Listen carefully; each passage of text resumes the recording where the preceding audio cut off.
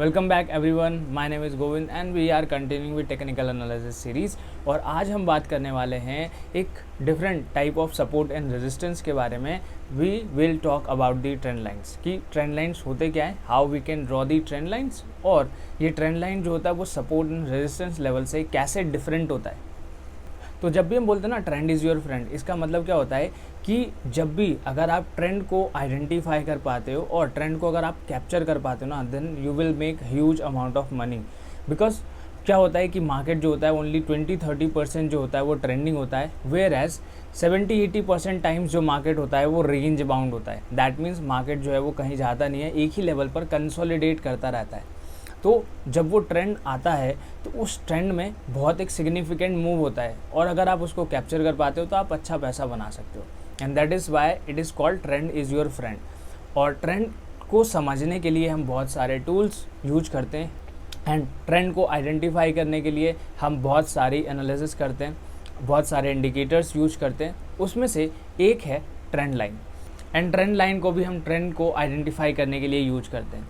For example, trend line जो होगा वो जितना ज़्यादा स्टीप होगा, दैट मीन्स कि मार्केट में जो है उतना ज़्यादा स्ट्रेंथ है और उतनी ज़्यादा जो चांसेस होते हैं कि price will make continue to go in that direction.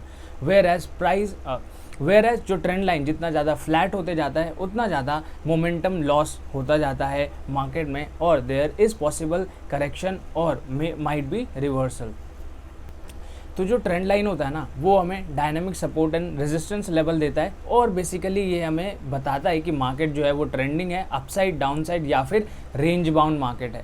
तो अब आपको पता होगा कि जब भी हमने सपोर्ट एंड रेजिस्टेंस लेवल के बारे में बात किया था तो हमने एक हॉरिजॉन्टल लाइंस जो थी वो ड्रॉ करना सीखा था कि जहाँ पर मल्टीपल टच पॉइंट्स होते थे।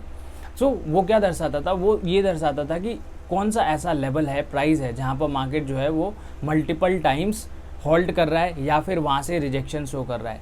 तो हॉरिजॉन्टल लाइन जो होता है वो बेसिकली हम यूज करते हैं इन कंसोलिडेटिंग मार्केट, वेयर एज जब ट्रेंडिंग मार्केट होता है तो वहाँ पर हम मेनली यूज करते हैं trend line along with the horizontal lines to add confluence in the trade. So now let's understand कि हम ट्रेंड लाइन ड्रॉ कैसे करते हैं। तो सबसे पहले आपको दो टच पॉइंट्स ढूंढने हैं जो कि फॉर्म कर रहा है higher high higher lows. That means कि अगर हम अप ट्रेंड में हैं तो मार्केट स्ट्रक्चर जो होगा वो ट्रेंडिंग होगा। हमें कब पता चलता है? मार्केट स्ट्रक्चर के हिसाब से जब market is making higher highs और हायर लोज।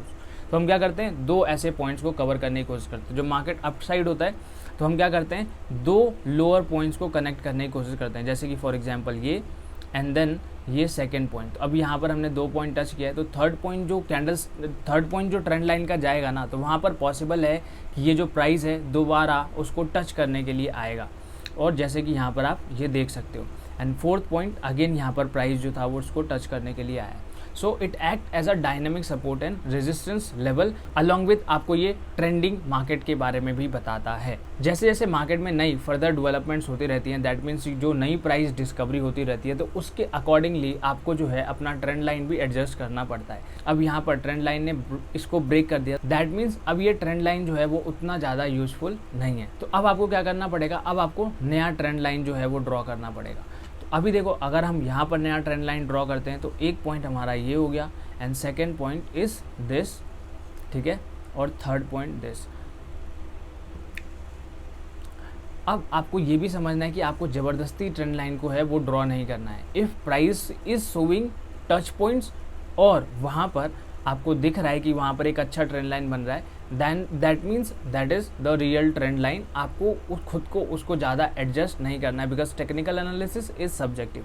अब यहाँ पर अगर हम विक और बॉडी की बात करते तो कोई मतलब नहीं होता। अगर आप विक से ड्रॉ करना चाहते हो तो आपको विक टू विक ड्रॉ करना है, अगर आप बॉडी टू बॉडी ड्रॉ करना चाहते हो तो आप बॉडी टू बॉडी ड्रॉ कर सकते हो। सो अब जैसा मैंने अभी आपको बताया था कि मार्केट यहाँ पर देखो ट्रेंड लाइन जो है वो कितना ज़्यादा, वेयर एज यहाँ पर आपको दिख रहा होगा कि जो ट्रेंड लाइन है वो बहुत ज़्यादा स्टीप है। दैट मीन्स कि अभी जो एग्जिस्टिंग ट्रेंड है वो फेड अवे हो रहा है या फिर सम काइंड ऑफ कंसोलिडेशन कर रहा है टाइम वाइज, ठीक है। एंड हो सकता है प्राइस यहाँ से फिर से कंटिन्यू कर जाए अपने डायरेक्शन में, बट अभी क्या हमें समझ में आ रहा है यहाँ पर कि प्राइस जो है वो कंसोलिडेट कर रहा है, क्योंकि हमारा ट्रेंड लाइन भी यही शो कर रहा है। So this is how you can identify the trend using the trend lines.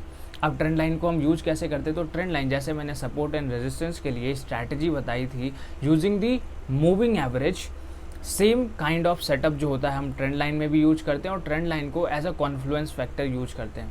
तो जैसा मैंने आपको स्ट्रैटेजी मूविंग एवरेजेस या फिर सपोर्ट एंड रेजिस्टेंस में बताया था, सेम काइंड ऑफ स्ट्रैटेजी जो होता है वो हम ट्रेंड लाइन में भी यूज करते हैं, but we use trend line to add more confluence factor. और हम सोनली ट्रेंड लाइन के बेसिस पर ट्रेड नहीं कर सकेंगे because there are multiple fake outs that can be given on the trend line. अब आपको ये भी समझना है कि जितना ज़्यादा हायर टाइम फ्रेम होगा वहाँ पर अगर आप ट्रेंड लाइन ड्रॉ करते हो तो उसकी सिग्निफिकेंट जो होगी वो बहुत ज़्यादा होगी then the lower time frame. So that's it about the today's video. This is a quick short video about the trend line. अगर वीडियो आपको अच्छी लगी तो लाइक कर देना, and if you are new to channel, subscribe this channel.